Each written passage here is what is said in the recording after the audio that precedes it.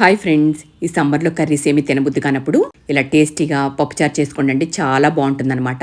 దానికోసం ఒక్కొక్క గిన్నెలోకి ఒక డబ్బా కందిపప్పు వేసుకుని శుభ్రంగా కడిగి తీసుకొచ్చి, ఏ డబ్బాతో అయితే కందిపప్పు తీసుకున్నామో ఆ డబ్బాకి 2 డబ్బాలు వాటర్ వేసేసుకొని 1 స్పూన్ పసుపు, 1 స్పూన్ కారం, 1 స్పూన్ సాల్ట్, అలాగే 2 మీడియం సైజ్ టమాటాలు ఈ విధంగా కట్ చేసుకుని వేసుకొని మూత పెట్టేసుకొని స్టవ్ మీద పెట్టుకుని 5 విజిల్స్ వచ్చేదాకా ఉడికించుకోవాలి. ఇది ఉడికే లోపల ఒక చిన్న నిమ్మకాయ సైజు చింతపండు శుభ్రంగా కడిగి తీసుకొచ్చి దానిలోకి వేడి నీళ్లు పోసేసుకొని నానబెట్టుకోవాలి. ఇది నానే లోపల ఒక చిన్న రోల్ తీసుకొని దానిలోకి 1 స్పూన్ జీరా వేసుకొని కచ్చాబచ్చాగా దంచుకోవాలి. ఒక 10 వెల్లుల్లి రెబ్బలు కూడా వేసుకుని కచ్చాబచ్చాగా దంచుకొని ఈ ముద్దను పక్కన పెట్టేసుకోవాలి. ఈ లోపల పప్పు ఉడికిపోయిందండి. ప్రెషర్ అంతా పోయాక లిడ్ ఓపెన్ చేసేసుకొని ఈ విధంగా పప్పు గుత్తితో ఎనుపుకోవాలి. బాగా ఈ విధంగా మెత్తగా అయ్యేదాకా ఎనుపుకున్నాక ఇందాక చింతపండు నానబెట్టుకున్నాం కదా, దాన్ని ఈ విధంగా బాగా పిండేసుకోవాలి. అందులో ఉన్న రసాన్ని అంతా వాటర్ పోసుకొని తగినంత వాటర్ వేసేసుకొని ఆ రసాన్ని అంతా ఈ పప్పులో వేసేసుకోవాలి. వేసుకొని బాగా అంతా కలిసేట్టు కలుపుకొని ఇప్పుడు ఇందులో ఒక 5 పచ్చిమిర్చిని వేసుకోవాలి, కట్ చేసుకొని. అలాగే కొద్దిగా కరివేపాకు, ఒక మీడియం సైజ్ ఆనియన్ చీలికలుగా కట్ చేసుకొని వేసుకోవాలి. కొద్దిగా కొత్తిమీర కూడా వేసుకొని బాగా అంతా కలిసేట్టు కలుపుకొని ఇందాక కచ్చాబచ్చాగా దంచి పెట్టుకున్నాం కదా